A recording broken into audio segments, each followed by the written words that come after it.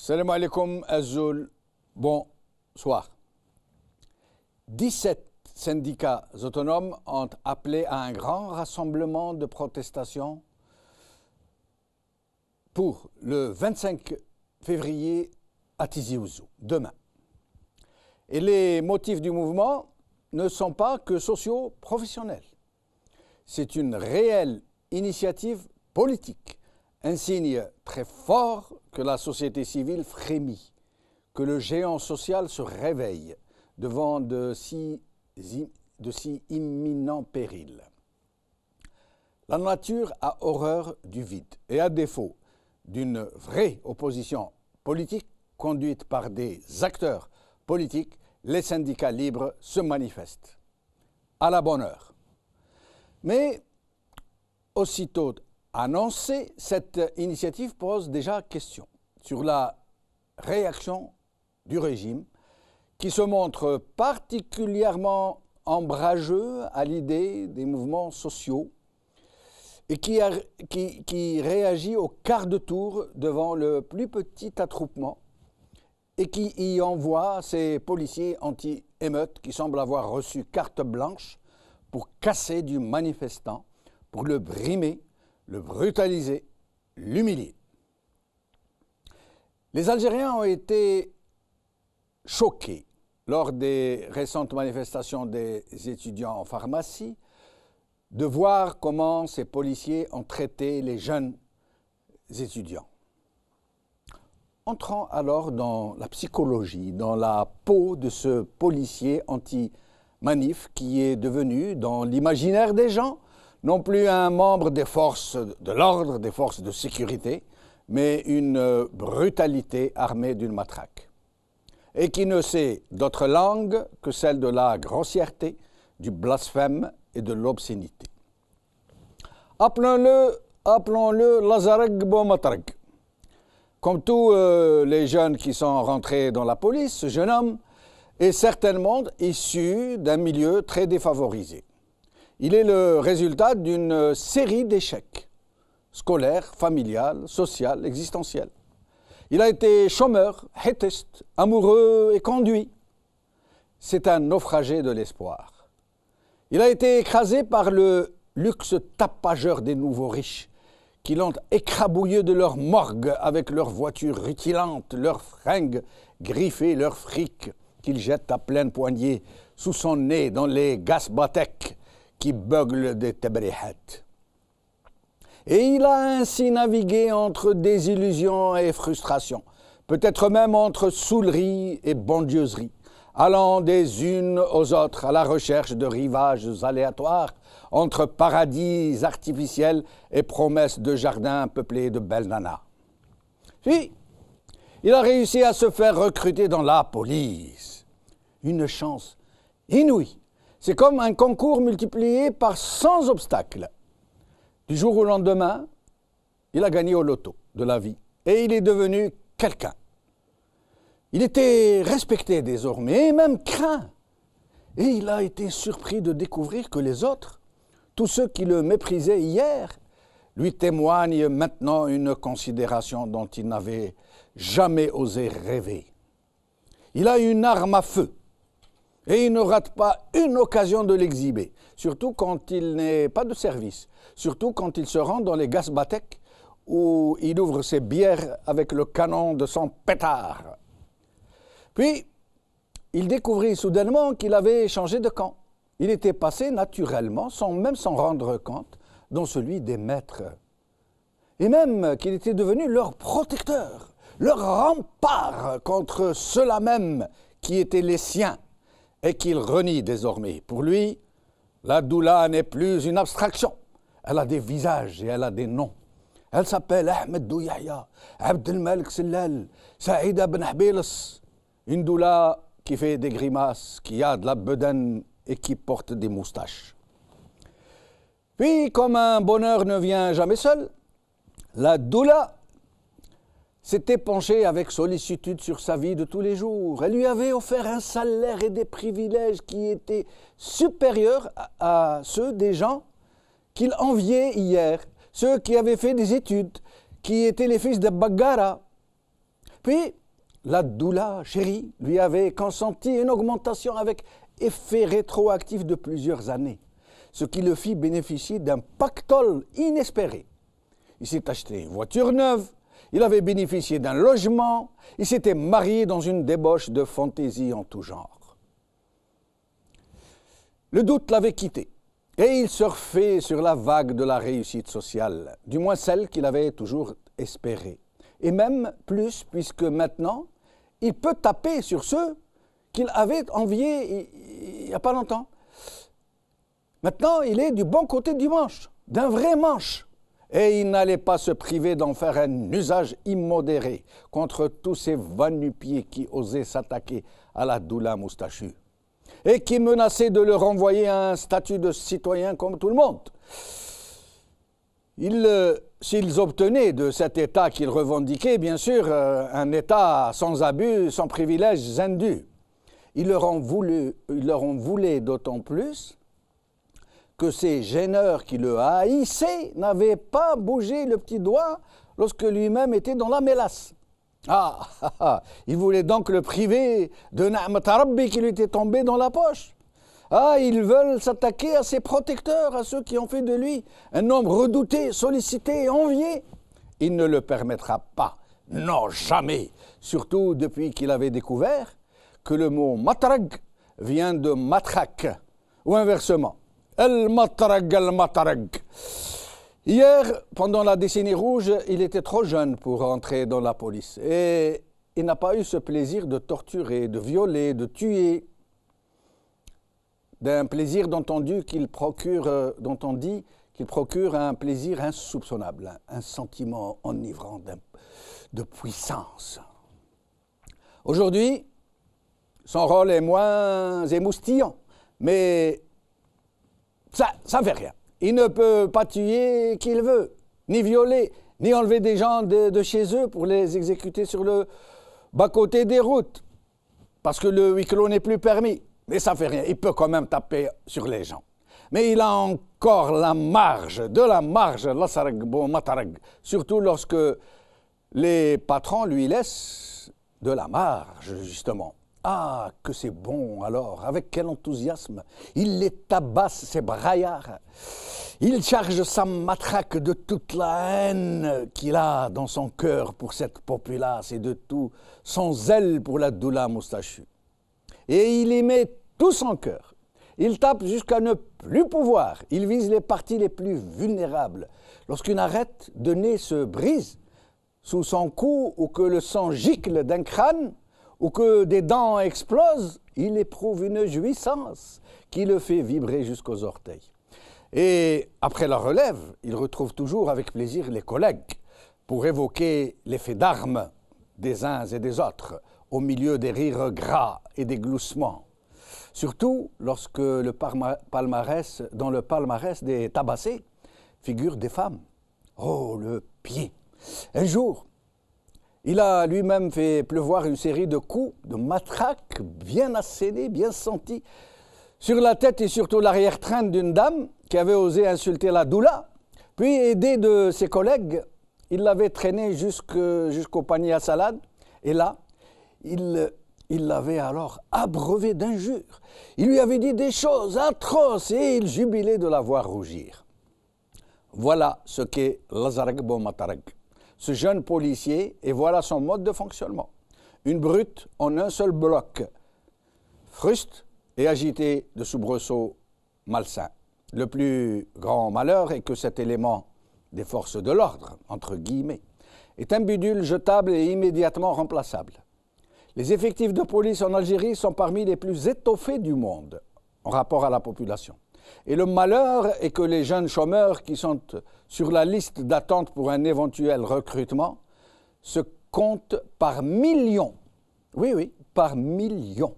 Tellement le poste de l'asarag bo matarag est enviable. Al-matarag al-matarag. Aujourd'hui. Liberté, il a été décédé hier lors d'une réunion de ses membres. C'était de l'intersyndicale le 25 février à Tizi Ouzou par Amar R. Tamourt. Des actions prévues le 25 février. 17 syndicats dans la rue à Tizi Ouzou par Tahar Khallaf.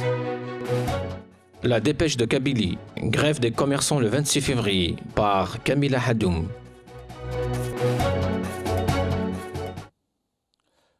Tizi Ouzou, le géant social se réveille. C'est le titre de notre émission d'aujourd'hui et j'ai le plaisir pour en parler de recevoir sur le plateau Saleh Hedjeb, porte-parole du CCTA. Merci d'être avec nous, Saleh Hedjeb. Merci pour l'invitation. Nous aurons l'Arbi Zouaimia depuis les USA, les États-Unis d'Amérique. L'Arbi Zouaimia qui est analyste politique qui intervient souvent sur notre chaîne. Il sera avec nous en Skype. Nous aurons Messoud Boudiba, du Conseil national autonome du personnel, le CNAP, enseignement supérieur tertiaire et de l'éducation, CNAPEST. Et l'Arbi Aït Gharbi, membre du Conseil national de l'UNPEF, Union nationale des travailleurs de l'éducation et de la formation. Saleh Hedjeb. Nous avons choisi de faire un édito aujourd'hui, une entrée en matière fondée sur la répression policière, la brutalité policière des manifestations, parce que ces derniers jours, nous avons vu se produire contre les étudiants en pharmacie des actes policiers absolument inacceptables. Et la seule chose que le ministre de l'Intérieur ait dit pour répondre à la vraie vague de protestation qui a eu lieu sur les réseaux sociaux est que les images que nous avons vues sont des images truquées, nous dit-il. Oui, nous avons sincèrement ces photos, cette vidéo qu'on a vue, ça choque tout le monde, et notamment les Algériens. Quand on voit le niveau comment dire, la liberté d'expression, elle a été vraiment bafouée, atteinte au point que des étudiants qui ont fait une grève depuis des semaines et des semaines, qu'ils ont envoyé des courriers, personne ne leur a répondu. Et le jour où ils ont décidé de rester dans les contestations pacifiques, ils ont juste décidé d'aller marcher, organiser un rassemblement à Alger. Nous avons vu comment un policier, je ne sais pas quel diplôme il a, même s'il a tous les diplômes, est en train de gifler un étudiant. De gifler de façon très humiliante.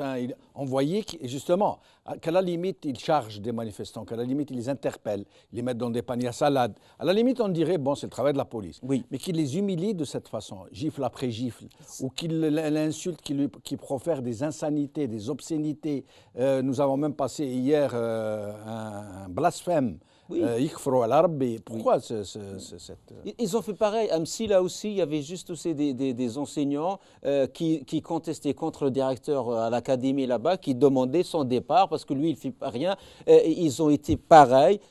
En plus, ils ont un certain âge. Ils ont été bousculés, insultés par des policiers. Là, vraiment, c'est grave ce qui se passe. Surtout quand on a entendu la campagne de l'État comment dire, qui était Saadani, l'État civil. L'État civil, la constitution de l'État civil, tout ce qu'ils ont. L'état de droit qu'a dit le ministre de la Justice tout récemment. Nous sommes dans un état de droit.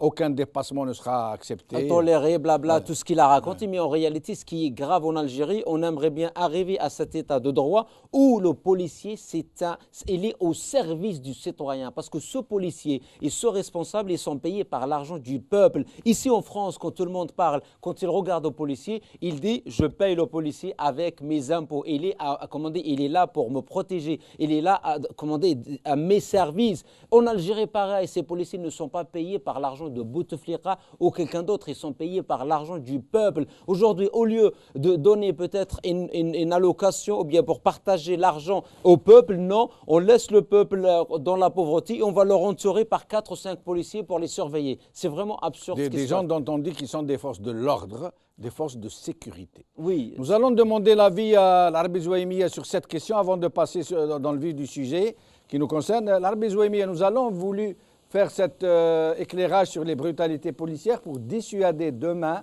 la police de s'en prendre aux manifestants, de les brutaliser, de les malmener. Et nous demandons justement à tous les manifestants, au cas où nous ne le souhaitons pas, de nous faire parvenir les images et les films de brutalités éventuelles que nous ne manquerons pas de diffuser. L'Arbi Zouaimia, qu'est-ce que vous en pensez donc de cette brutalité policière qui semble avoir été commandée en quelque sorte, ordonnée? Merci d'être avec nous. Je voulais vous remercier d'avoir accepté notre invitation. Ok. Salam alaikum Azoul Fillak, c'est Jamal et à votre invité, c'est Saleh al-Muhtaram. Moi, c'est-à-dire, mon analyse est différente un petit peu de l'utilisation de la police. La police, premièrement, je pense dans un état mafieux, un état corrompu, corrompu avant qu'il soit mafieux, corrompu rentier. Je pense que la police, il y a une utilisation politique de la police, il y a une mission politique de la police.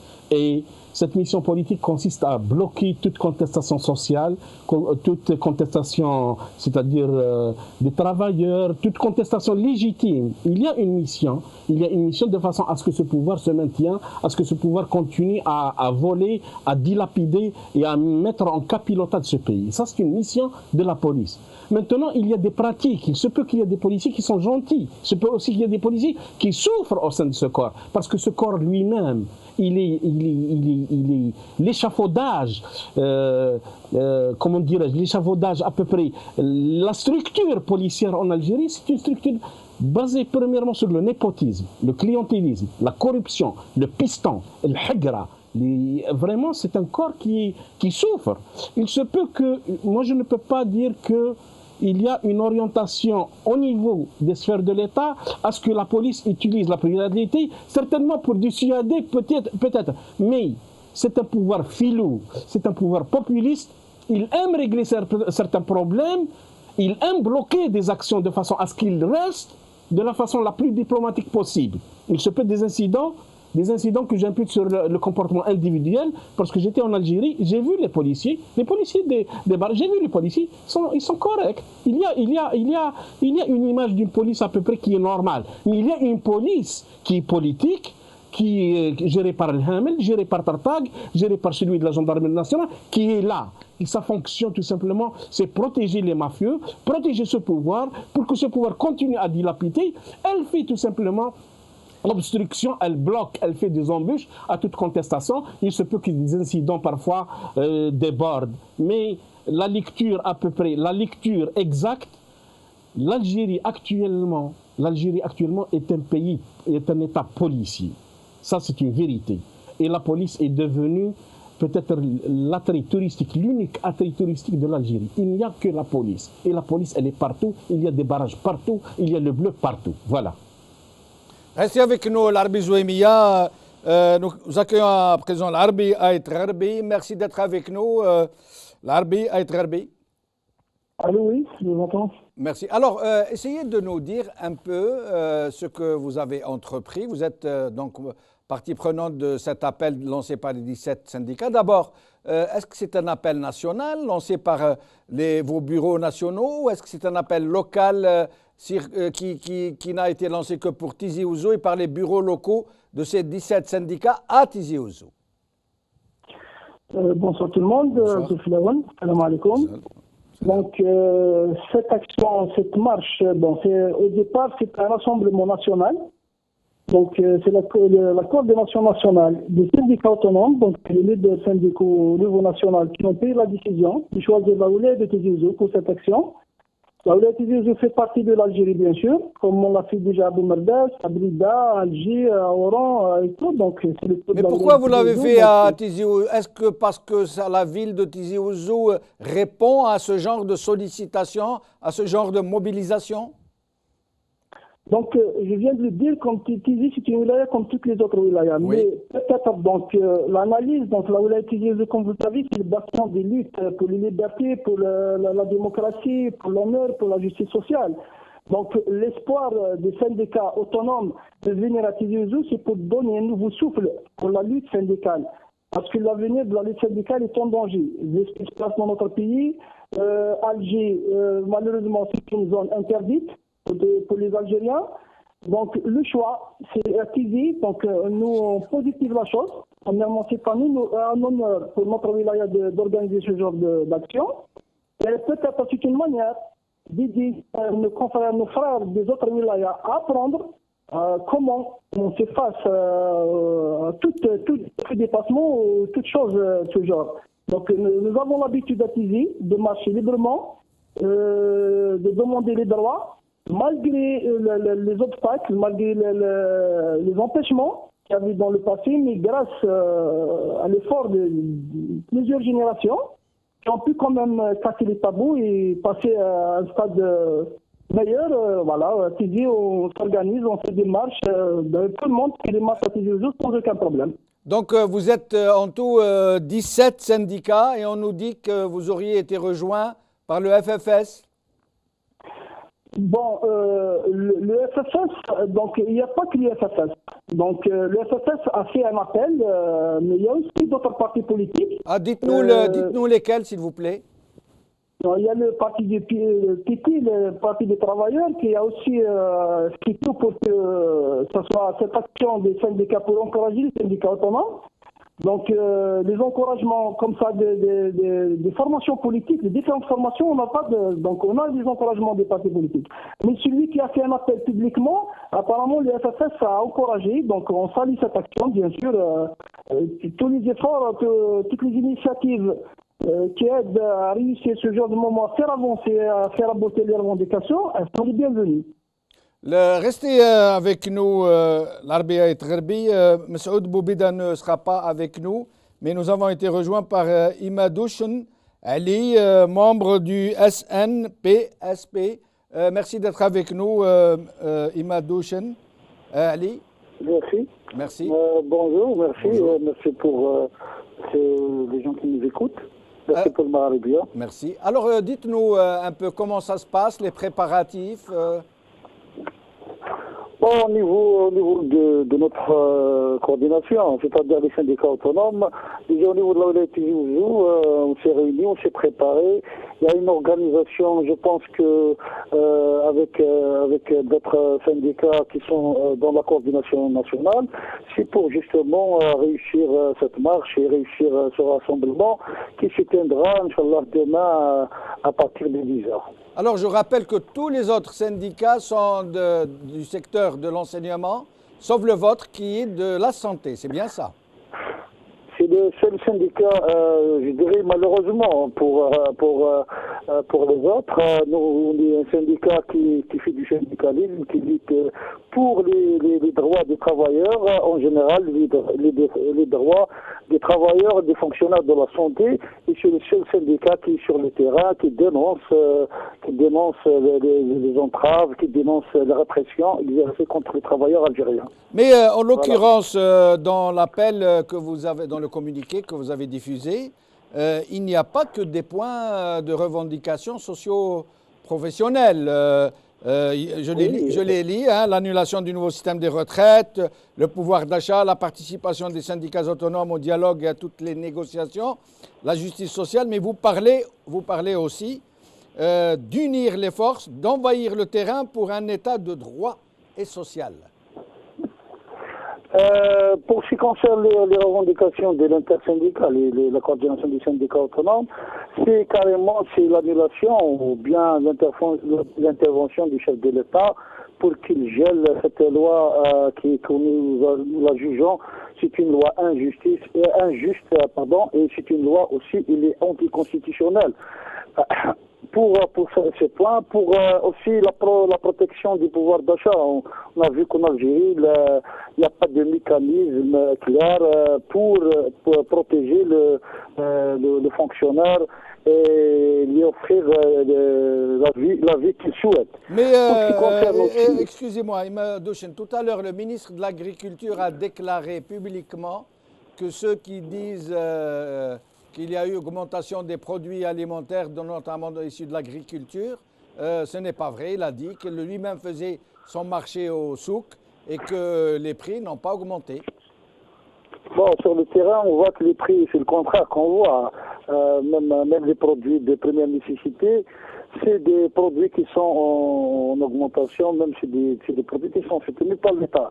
Mais la protection du pouvoir d'achat, ça ne veut pas dire manger. Ça veut dire que les citoyens, les fonctionnaires algériens, ont le droit, premièrement, les droits que la Constitution les protège, c'est la santé, c'est le droit de se soigner, c'est le droit aussi à l'éducation et le droit aussi au travail, et le droit aussi à vivre dignement dans la société algérienne. Ce n'est pas uniquement une pochette de lait, un pain et de manger. C'est pas ça le pouvoir d'achat. Restez avec nous, je reviens à vous dans un moment. Salah Hijab, tout à l'heure, l'Arabia et Gharbi a dit quelque chose de très intéressant. Il a dit que la manifestation se tient à Tizi Ouzou parce qu'Alger c'est devenu impossible. Il a dit ça. Il a dit Alger est devenue une ville interdite pour les Algériens. Il n'est plus possible d'y manifester. C'est malheureusement parce que le pouvoir algérien a vu que tous les changements dans le monde, il y en a qui parlent de printemps arabe, moi je ne parle pas de printemps arabe. Ce qui se passe en ce moment en Roumanie, ce n'est pas du printemps arabe. Oui. Il n'y a rien d'arabe dans cette affaire. Exact. C'est une contestation populaire contre l'injustice, contre la corruption. Donc il a remarqué qu'à chaque changement, il est précédé par des rassemblements. Et donc il a développé une phobie des rassemblements et donc il a exercé, il a mis les moyens pour à chaque fois avorter chaque rassemblement. On le remarque, même les mamans des disparus, les familles des disparus, qu'est-ce qu'on leur fait? On vient le matin, on les ramène au poste pour les éloigner de l'endroit. Et à la fin de la journée, on les laisse partir. Ils ont fait ça pareil la dernière fois avec les enseignants qui voulaient aller à Alger. Et ils les ont bloqués, les ont empêchés d'entrer à Alger. Exactement. Le 24 février, quand il y a eu la manifestation gaz de schiste, à laquelle ont participé des partis politiques, ils ont envoyé 30 000 policiers. C'est exact. C'est ça.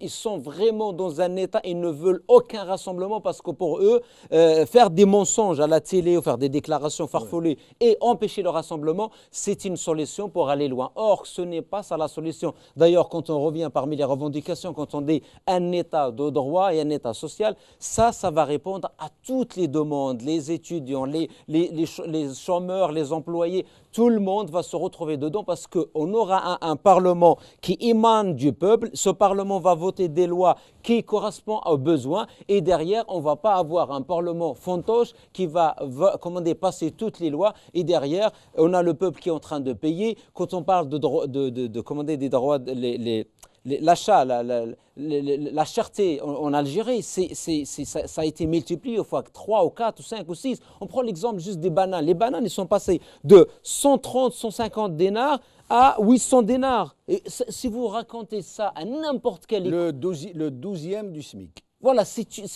absurde. Le kilo. Oui, en ce moment, l'ail, il arrive à 1500 dinars. Et tout cela, parce que derrière... L'ail, 1500 dinars. Oui. Ça veut dire combien par rapport au SMIC? Au SMIC, c'est 50%. Voilà, exactement.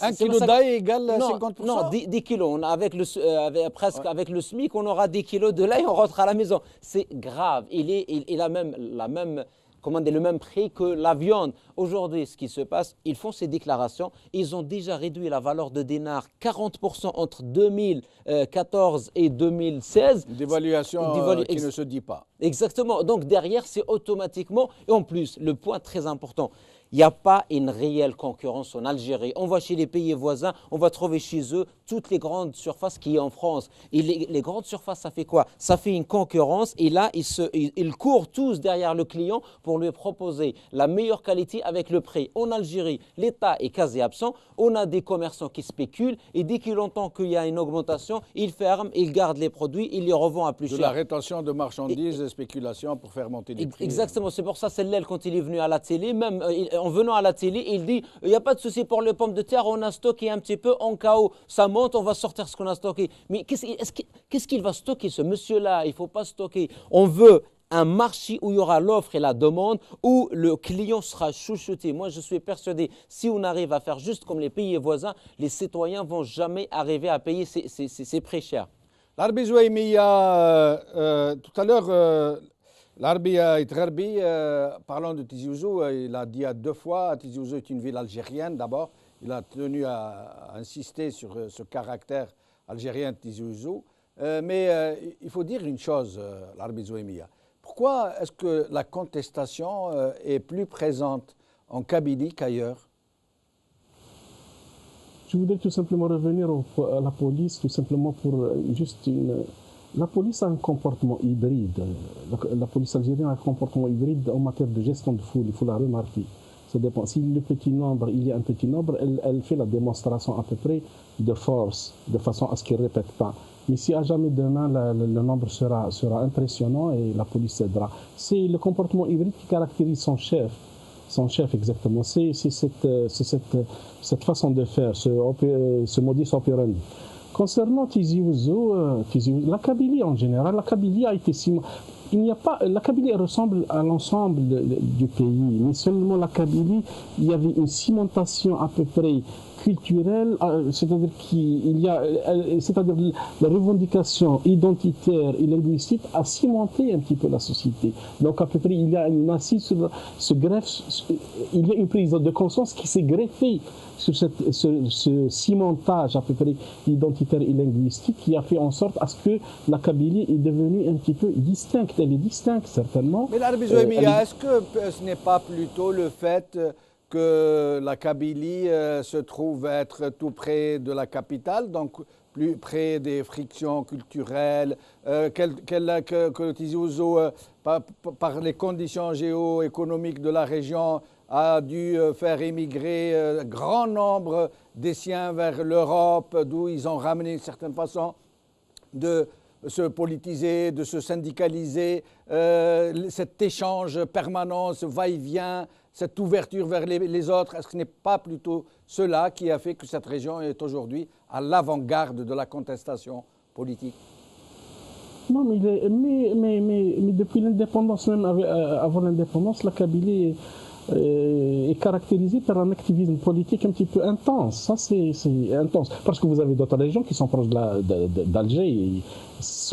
Il n'y a rien du tout. Peut-être qu'il y a d'autres formes de contestation, peut-être il y a d'autres formes. Mais la forme d'organisation, elle est spécifique à la Kabylie parce qu'il y a une activité intense, il y a une tradition politique. Certainement, n'oubliez pas que les gens en Kabylie, les gens sont beaucoup plus lettrés parce qu'un Kabyle, même s'il ne mange pas dans les années 40, même s'il ne mange pas, même dans les années 30, mais il tient à ce que son fils soit éduqué et enseigné, c'est-à-dire c'est une humiliation même entre les familles, entre l'Aroche, entre le Jma'at, de façon à ce que les jeunes et les enfants aillent à l'école. Donc il y a une prédisposition, c'est-à-dire politique de la Kabylie, et ça c'est un fait, et c'est pour cela que la communication, elle est plus facile, et c'est pour cela que vous trouvez à peu près des initiatives. Ça va continuer des initiatives. Bon, il y a d'autres personnes qui vont entrer dans des comparaisons un petit peu stériles, de façon pourquoi les autres sont avec le pouvoir et la Kabylie contre. Non, c'est pas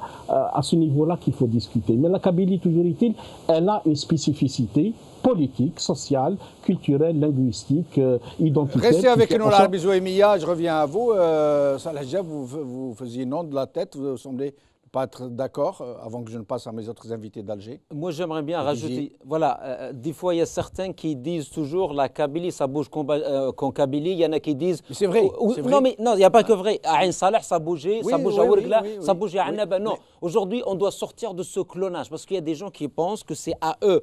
La Kabylie, il faut reconnaître une chose, les partis politiques qui étaient là-bas, c'était des partis de terrain. Donc, ils ont un petit peu réifié, ils ont donné cette citoyenneté par action, par terrain. Aujourd'hui, en Kabylie, à Bouira, ailleurs, les citoyens vont aller voir l'entrepreneur qui réalise le trottoir ou la route pour dire comment vous allez faire. Mais ailleurs, on ne fait rien. Ailleurs, on dort, mais un jour ou l'autre, on veut se lever pour... Donc, pour revenir, les petites initiatives, elles ont fait on est arrivé à cela. Mais aussi, les partis politiques, là-bas, ils ne font pas la différence entre un militant et un militant politique. Là-bas, un militant, c'est un militant politique de terrain. C'est quelqu'un qui prend des initiatives et non pas quelqu'un qui fait des communiqués. Mais en Kabylie aussi, il y a des partis politiques de la mangeoire. Il y en a, mais il y a aussi le parti historique, le FFS, qui était toujours là. Mais FFS aujourd'hui, il est à la mangeoire. Il est là, mais il a laissé ce côté-là de contestation. Aujourd'hui, on a presque la même chose. Quand on va à Ain Saleh, quand on voit qu'est-ce qu'ils ont fait pendant 6 mois, un rassemblement le pouvoir a essayé d'infiltrer, il a essayé toutes les méthodes, mais il n'a pas réussi. Pourquoi? Parce qu'il y avait des associations, et notamment Shams et autres, qui ont travaillé durant des années, plus que 10 ans. Ils travaillaient le travail de proximité, les initiatives, les formations, les rencontres. Et cela, ça rentrait le jour où ces mêmes personnes de confiance ont appelé un rassemblement. Tout le monde est venu parce qu'il sait que ce ne sont pas des gens qui viennent 2 jours avant les élections ou 2 jours avant un rassemblement. Ce sont des gens parmi eux. L'Arbi Aït Gharbi, alors quelles sont d'abord vos attentes? Qu'est-ce que vous espérez? Est-ce que vous espérez être largement suivi? Comment vous comptez mener donc votre contestation, ce mouvement? Donc, comme a dit M. Madouchen, donc il y a eu plusieurs rencontres au niveau local, au niveau de notre wilaya, avec les syndicats présents au niveau de notre wilaya. Donc, on a préparé cette action pour être à la hauteur, pour représenter dignement notre région, bien sûr. Et pour réussir cette action, et purement des problèmes socio-professionnels des travailleurs, d'une manière générale, bien sûr, c'est contre la vie chère, c'est pour l'annulation des différentes lois anticonstitutionnelles, et pour préserver les droits acquis des travailleurs. Et donc, suite aux différentes réunions, donc voilà, on a tout organisé. D'ailleurs, en ce moment, il y a des différentes délégations des différentes wilayas qui arrivent, sont installées dans différentes zones de notre wilaya. Et demain matin, bien sûr, on a réparti les tâches comme ça doit se faire avec les camarades des autres syndicats. Il y a une bonne organisation, espérons qu'on soit à la hauteur, Inch'Allah. Est-ce que vous avez été autorisé à tenir cette manifestation? Bon, l'autorisation, vous savez, vous l'avez dit déjà. Donc, si on demande l'autorisation, la réponse est claire et nette. C'est un refus catégorique dès le départ. Mais comme je l'ai dit déjà, donc les marches, les manifestations, les rassemblements à Tizi Ouzou, ça marche sans autorisation, on les fait et ça marche, voilà. Donc, mais je tiens à signaler la police à Tizi Ouzou, donc même si je sais pendant les réunions, on nous appelle à chaque fois quel est l'itinéraire, comment faire, combien de personnes à peu près. On leur pose la question pourquoi, donc il y a une collaboration entre nous, donc ils disent que c'est une manière d'aider et de sécuriser, d'aider au bon fonctionnement des choses et à aider les syndicats à faire leur marche. Mais l'Arbi Aït Gharbi, vous nous avez dit tout à l'heure que c'est donc un appel national lancé par vos bureaux nationaux. Mais est-ce que vous avez pensé à appeler les autres régions à venir participer avec vous? Oui, bien, on l'a fait. Bon, premièrement, les syndicats. Quand on dit un syndicat national, un coordinateur national ou un syndicat national, un bureau national d'un syndicat a décidé que l'action soit activée. Automatiquement, il y a un appel pour ces adhérents de venir participer à Tizi Ouzou. Nous aussi, on l'a fait à Tizi Ouzou, on a fait le travail qu'il fallait faire, le travail de sensibilisation, on a touché tous les secteurs, pas uniquement le secteur d'éducation ou de la santé, on a touché tous les secteurs, tous les citoyens même, parce que quand on parle de pouvoir améliorer le pouvoir d'achat et faire face aux différentes lois... Vous avez appelé tous les citoyens à venir participer avec vous? Tout le monde, sans exception, tous les citoyens algériens. Mais vous savez très bien, l'Arbi Aït Gharbi, comment ça se passe que demain, Tizi Ouzou va être isolé, qu'on ne laissera pas passer les gens qui vont venir. Vous savez très bien, c'est comme ça que ça se passe à chaque fois. Écoutez, on l'espère pas. Donc, je pense pas que ce soit une bonne idée, que ce soit une bonne chose. Si on ferme Tizi Ouzou aussi, attention, c'est à la veille d'un événement, à la veille des élections, et on empêche les gens qui ont l'habitude dans cette wilaya à manifester pacifiquement. J'ai bien dit pacifiquement, ça ne sera pas une bonne chose. Je ne pense pas qu'il va y avoir ce genre de choses, mais on va tout faire, comme on a l'habitude de faire, d'arriver sur les lieux, de réussir l'action, quelles que soient les conditions. Il y a une forte détermination de tout le monde, de toutes les parties, à ce qu'on réussisse cette action. Restez avec nous. Imadouchen Ali, vous êtes avec nous?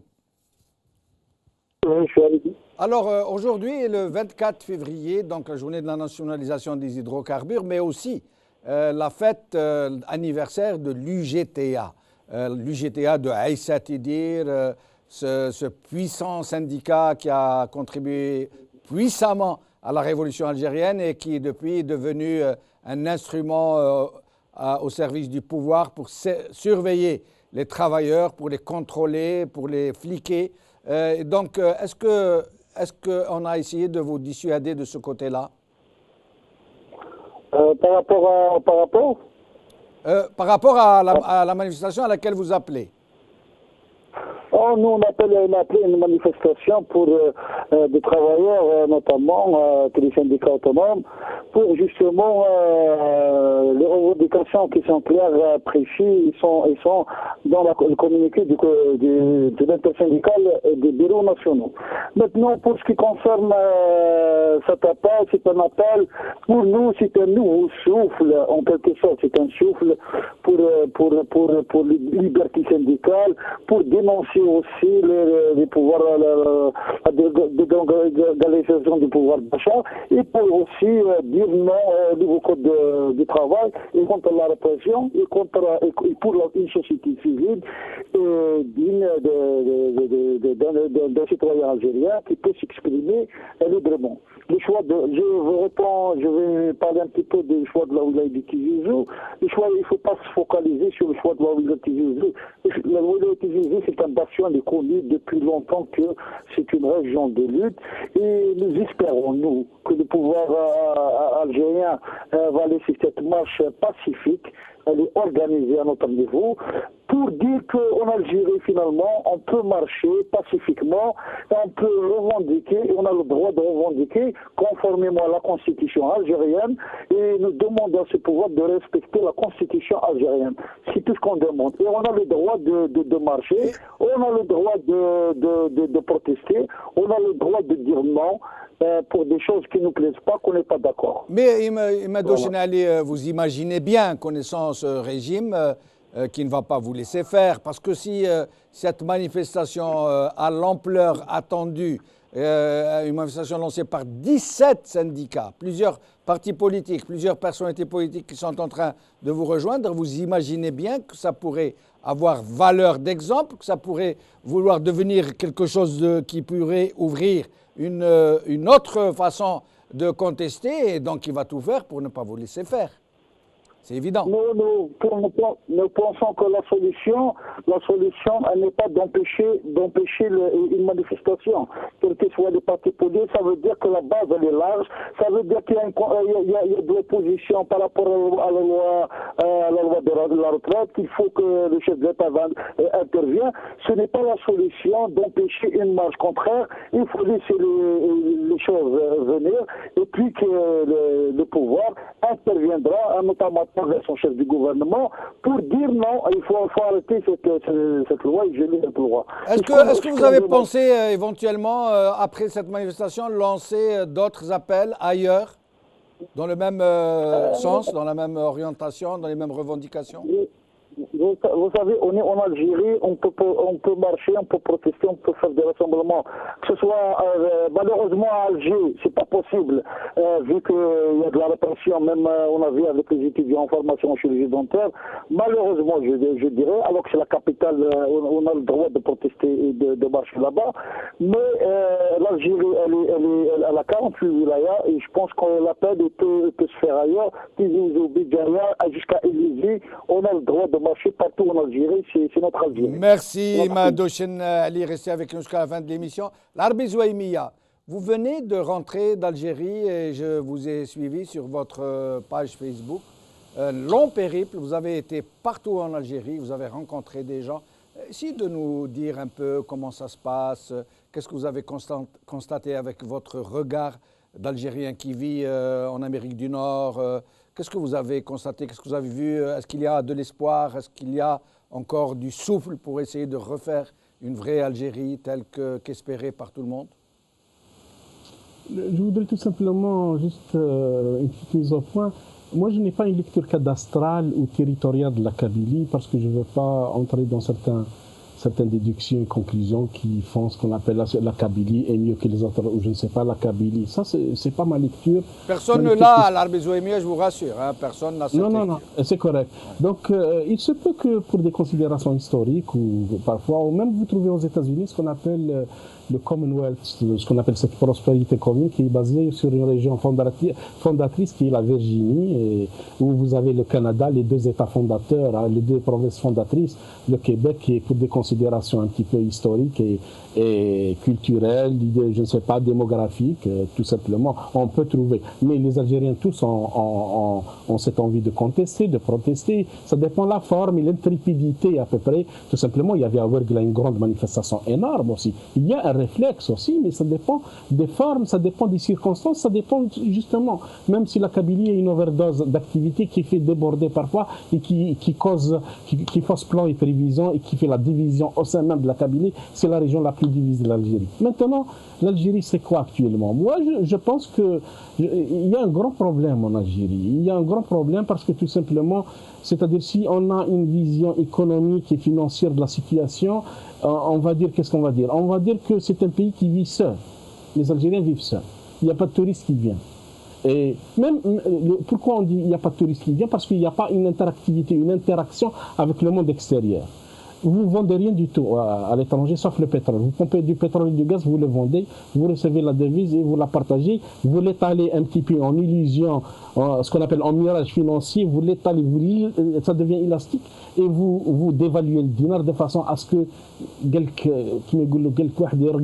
à peu près. Donc c'est ça la politique financière de l'Algérie. Il y a actuellement la dévaluation du dinar à peu près, vous voyez, c'est de visu à ce que le salaire souffre. Le salaire est en position défensive face au pouvoir d'achat. Il est en position défensive parce que tout simplement, si vous avez dit tout à l'heure avec ces salles que thom, par exemple, 10 kg thom, c'est 12 kg d'ail que représente le SMIC algérien. C'est gravissime. Alors que le président de la République algérienne est payé à 140 c'est 14 000 $, c'est 160 millions de centimes, et le chef d'état-major qui est payé à plus de 100 millions de centimes qui coûte à l'Algérie. Vous avez le Premier ministre qui coûte quelques 73 millions de centimes à l'Algérie. Vous avez le président du Parlement qui dit rien du tout, qui est en train de divaguer, qui est en train de médiser chaque jour, qui est payé à quelques 70 millions. Vous avez cette caste-là qui est là. C'est-à-dire, il n'y a pas de... C'est-à-dire, vous voyez une société... Comment vivent les Algériens? Est-ce que vous les avez sentis heureux? Est-ce que vous les avez sentis stressés, inquiets? Non, c'est-à-dire, vous voyez à peu près la progression. Vous voyez un petit peu que le langage, Kul Sheghla, ça commence. Mais il n'y a pas que ça dans la vie. Sinon, est-ce qu'ils sont inquiets pour leur pays, pour l'avenir de leurs enfants? Tout à fait normal, mais maintenant, le comment, à peu près, il y a d'une part, c'est-à-dire les gens ont peur parce qu'il s'agit d'une société qui a été complètement tétanisée, c'est-à-dire engourdie, elle est là. Il y a une dislocation complète de la classe politique, y compris de l'opposition, qui n'arrive pas à se mettre d'accord sur un processus, tout simplement. À quel sens se vouer? Donc les gens attendent, ils attendent là, donc vous voyez que les gens commencent à s'inquiéter. Maintenant, que faire? C'est ça, que faire? C'est pour cela qu'à Tizi Ouzou, il y a parfois des réflexes. À Tizi Ouzou, ce que les gens, ils ont le droit demain de protester contre le pouvoir d'achat, de protester pour une justice sociale, que les Algériens soient égaux, que les opportunités et les chances soient égales, et que cette corruption, que le pays en finisse avec ce pouvoir mafieux. Il y a un pouvoir mafieux. La problématique de l'Algérie, c'est ce pouvoir corrompu qui vole chaque jour que Dieu fait et qui a commis le cambriolage le plus atroce, le cambriolage en échelle et en fréquence que l'Algérie et qu'aucun pays par rapport à sa population comme par rapport à son PIB n'a jamais été opéré. C'est la vérité. Les gens sont inquiets. Il y a un pouvoir d'achat qui est en régression complète. Il y a une classe très pauvre qui émerge. Elle est là, elle est visible. Mais tout simplement, il y a aussi une autre image de voitures qui circulent. Beaucoup de voitures à Alger, beaucoup de voitures à Annaba, beaucoup de magasins, beaucoup de marchandises. Et ce qu'on appelle l'économie avec un intérêt fermé, intramuros, où les gens font du troc. On est éloigné, on est complètement jeté au-delà de la plaque de la civilisation et de la progression économique et de la promotion sociale. C'est ça la vérité en Algérie. Arbi Zouemia, merci beaucoup. Restez avec nous jusqu'à la fin de l'émission. Salah Hijab, il nous reste environ 2 minutes. Le titre de l'émission était « Le géant social se réveille ». Vous pensez qu'il va y avoir un éveil de la contestation politique, de la contestation socio-professionnelle, que la société civile se réveille tout simplement avant qu'il ne soit trop tard? Moi, je pense, si on veut ce changement ou cette contestation pacifique, d'ailleurs, il y a un point, il faut que personne ne considère qu'on est des gens qui poussent les gens à aller dans la rue. C'est juste si ce pouvoir ne veut pas que les gens sortent dans la rue, il n'a qu'à appliquer les lois, il n'a qu'à prendre des mesures selon la demande du peuple. Ça, c'est d'un côté. De l'autre côté, si on veut ce changement et ce géant, ce peuple algérien qui est connu par toujours, c'était le Hurr, les Berbères, c'est tout qui refuse toujours cette situation. Il faut sortir toutes ces contestations de côté régionaliste et du côté idéologique. C'est vraiment... Mais moi, je vous arrête. Moi, je n'ai pas aimé le truc berbère. Moi, je préfère dire algérien. Algérien, je suis d'accord. Diversité. Je suis d'accord. Voilà. Algérien. Et c'est pour ça, aujourd'hui, on doit aussi oublier cette histoire de tel coin et les bastions de je ne sais pas quoi. Quand on revient à la guerre de libération, des gens qui sont venus des 4 coins du pays, oui. On a toujours des hommes bien. On va dans la Kabylie, on peut trouver ce Ouyahia, cette Khalida Toumé, ce Omar Ben Younes. On peut tout trouver. Absolument. Donc, il y a des bons et des mauvais. Partout qu'on arrête ce discours de dire il y a une région qui est plus, je ne sais pas moi, rebelle qu'une autre. En Algérie, c'est les Algériens, ils sont tous contre cette corruption. Et la diaspora? Il nous reste 30 secondes. La diaspora, vous? La diaspora, elle doit déjà elle-même se réveiller pour refuser ce qui se passe et après, elle pourrait être vraiment une force pour l'Algérie, pour développer ce pays qui nous attend. L'Algérie, elle est en plein virage. On doit décider pour donner la solution économique et politique. Merci Salah Hijab, merci l'Arbi Zouemia, merci Messoud Boudiba, merci Imadou Chenali, merci l'Arbi Aït Gharbi. Merci à vous, chers amis, d'avoir suivi cette émission. Bqa ala khair, bislama.